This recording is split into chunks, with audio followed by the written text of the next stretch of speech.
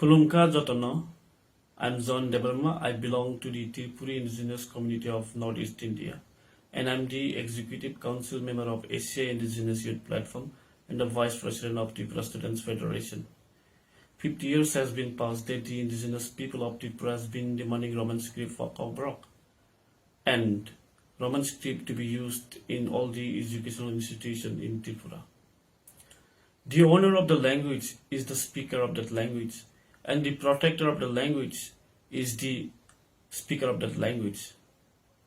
Therefore, to choose the script of the language is the duty of that speaker of the language. And we urge the government of India and government of Tripura to recognize and protect the language of every indigenous people, as we demand Roman script for Cockbrock and protect the language of the indigenous people. We demand Roman script for Cockbrock.